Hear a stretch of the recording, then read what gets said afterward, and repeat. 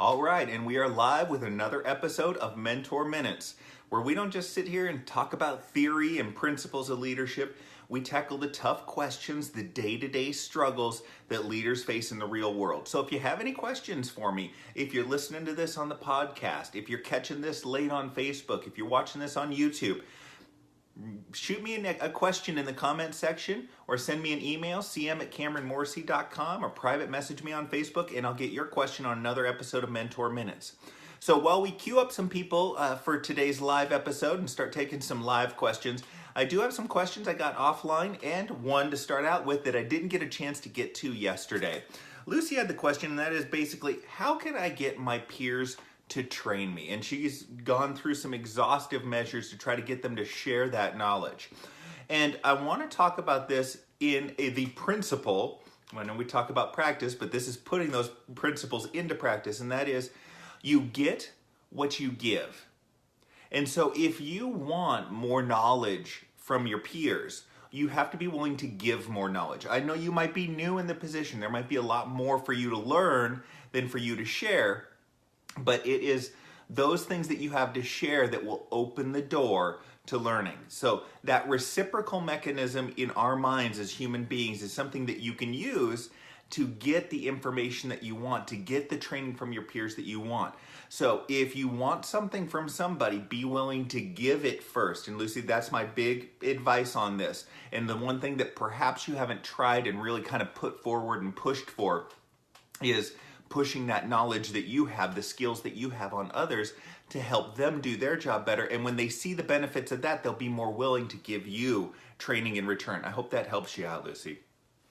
Next question we have is how to get people to talk about their ideas. And I love this question because we've been talking a ton in the last week or so about being able to get your ideas through to your boss, being able to get your ideas through to your peers. And I love the fact that there's a question that's, hey, how do you get your employees to give you their ideas?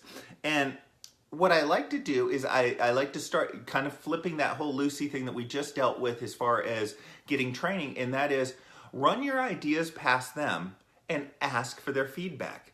The biggest question in your article, if you want to get people engaged, questions are the key. The biggest question in your arsenal is, what do you think? What do you think about that plan?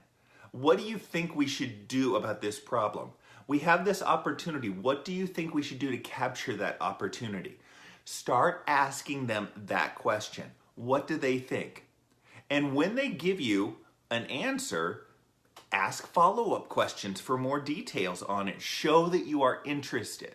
So start with an issue, a problem, an opportunity, a course of action you're looking to take, and bring somebody in and say, hey, I'm looking to do this. What do you think of it? I just want to run it by you.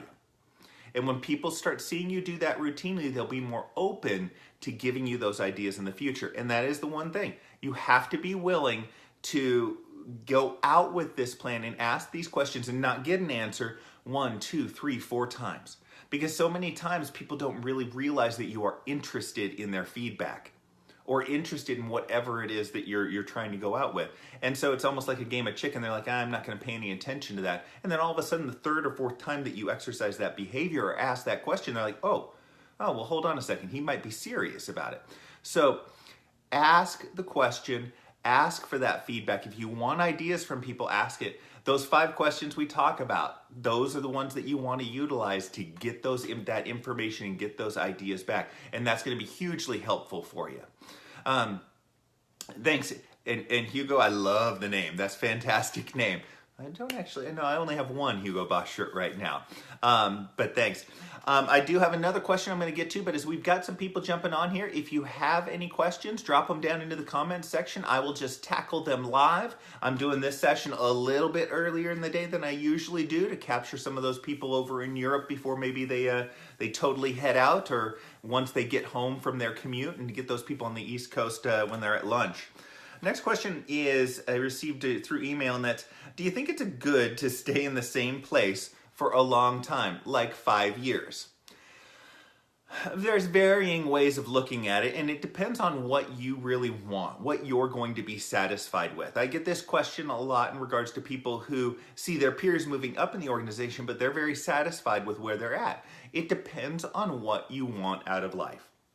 And so what I can tell you is you will get more security by staying in the same place for longer. You will hopefully build up your skill sets.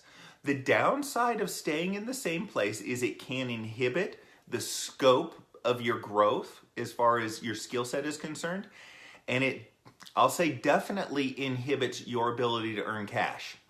So if you stay in organizations for a long time, you're usually capped at how much of a pay increase that you can get. And what happens over time, and I've seen this happen a lot with those people that have been in companies for 20 years. It happened to me personally, and I was with a company for 12 years. That you maxed out on raises. You can only get 15% of a raise when you move up and are promoted. And so what happens is that you just keep falling below the market. I moved from a director to a manager position, got a pay raise when I left the company. So money is a big factor. There are two reasons, and I keep hitting on these. There are two reasons to leave a company. You don't have the ability to move up in the organization, and you haven't been learning anything. You're not building your skill sets. The number one thing that you want to work on, it's more important than cash, is your experience and the skills that you have as a leader. Those are the things that pay off in the long term. Maybe not in the short term, but in the long term. So if you're still learning in your position, if you still have the ability to grow in your position in the company, then I have no issue staying with that company depending on what it is that you're interested in doing. Okay? What I tell people is to have a resume. Look at the job boards every once in a while. Look at Career Builder, look at monster.com, see what's out there and see if anything piques your interest. You can interview for a job, you can get the job and you don't actually have to take it. They can offer you the job and you can choose to stay, but you can see what's actually out there. So you see if something interests you. But it really depends on those two things. Are you able to move up in the organization, which gets at that money factor just a bit, and are you still learning? So the best place to learn oftentimes is outside. You get a broader scope, and so that may be one of those things where you're jumping ladders. You're not moving up the ladder, you're jumping ladders. And that's, for most people, that's what I actually encourage them to do. And it might be 5 years. But you jump ladders, you get different experiences, you build different experiences, and then you jump. I've seen people jump out of an organization for 2 or 3 years and then come back. I'm sure you've experienced the same thing. But so just that's the reality of it. It depends on your situation and what you're happy with. If you're perfectly content with that organization, you like the stability of that organization, then stay. Realize that there may be a trade-off as far as money is concerned and as far as some of the discomfort of new environments is concerned, but that's something that's going to be, in the long run, better for you. Joy, good to see you here. Glad you decided to join today. Next question I have is, what do you do when the boss disappears for 5 hours at a time? I think most of us have had that experience of needing something from the boss and then they're just gone. And in a lot of cases, you have that situation where people are retiring on the job, shall we say. Or they've decided to leave the company, but they've just decided basically that they're going to stay at the company and leave for half the day. And they're gone in meetings. They're gone in somebody's office chit-chatting, whatever it happens to be. And it is something that certainly inhibits the flow of the organization. In these cases, I try to look for the opportunities wherever possible. If your boss is consistently not around, if your boss, this is another one, if your boss doesn't answer your emails, doesn't answer your questions in a timely fashion, then these are opportunities for you to set the stage and ask for forgiveness instead of permission on certain things. Now, this is a dangerous concept, but we're talking practical. We're talking real. You want to get things done in your organization. You want to get things off of your plate. So, little bit of a risky proposition here, but when you've emailed the boss and you haven't gotten a response and say, hey, I need to have a decision by 2 o'clock. So you set a deadline. You let them know kind of that you're going to be doing this. You don't necessarily say it, but in black and white.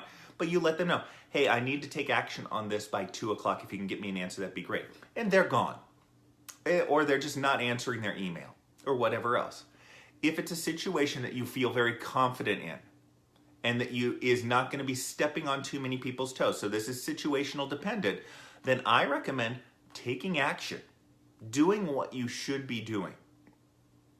Okay?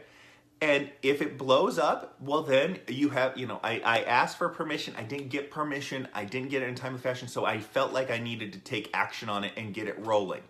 Again, this is not necessarily advice you're going to get elsewhere, and it's a little dicey, but I'm putting the onus on you to be able to navigate that sort of situation. But this is where a poor boss can actually help you develop as a leader, because you are put in situations where you don't have that backdrop and that safety net of somebody else making the decision. You are putting yourself in that position of making the decision. And as you get better and as you get more practice at making those decisions, you get better at it.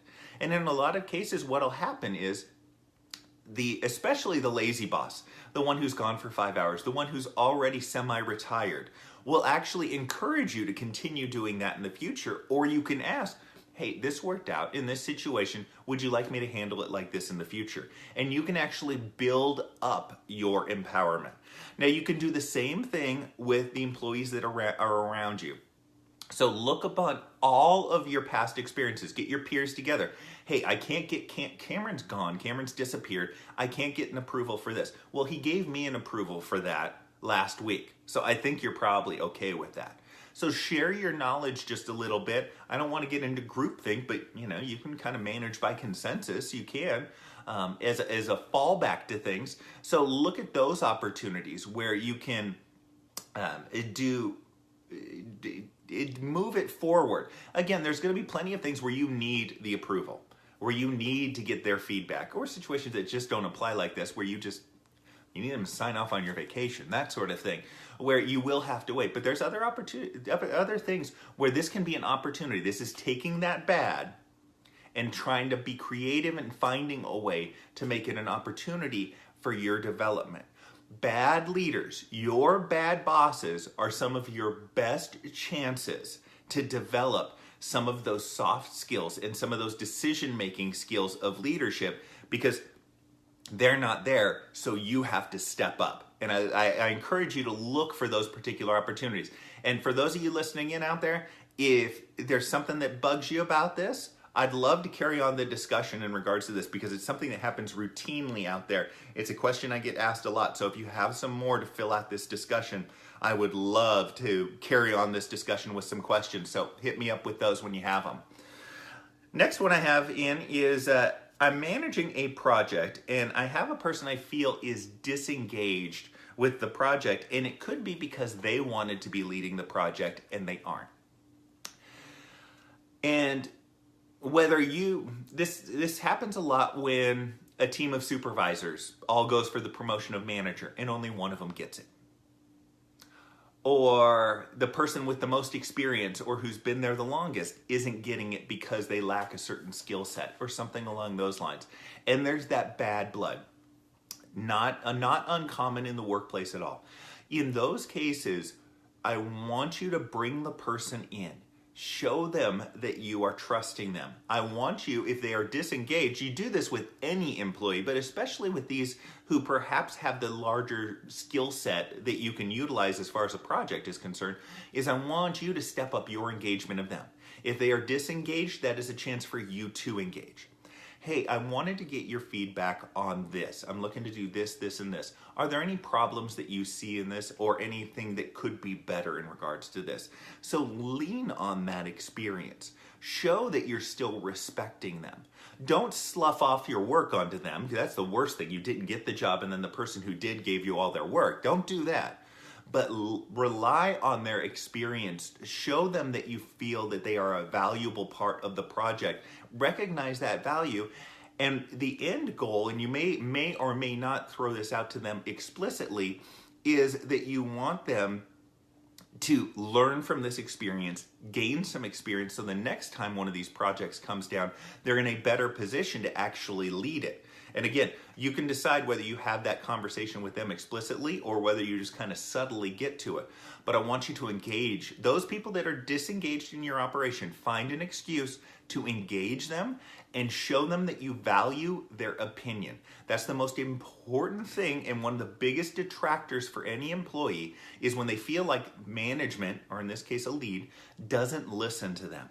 That makes them feel unvalued in the organization, and it is a huge factor in people leaving organizations and people being demotivated in their organizations. Artie, it's great to see you here. Anybody who has any questions online, go ahead and drop them down into the comments section. I'm going to give you about 10 or 15 seconds here, and then I'm going to end this episode here.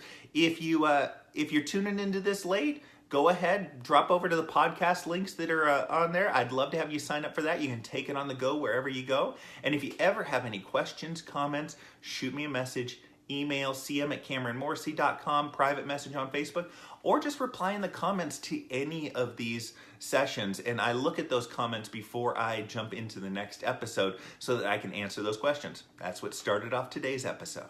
All right, everybody. I appreciate you guys tuning in, and I will talk to you tomorrow. Thanks. Bye-bye.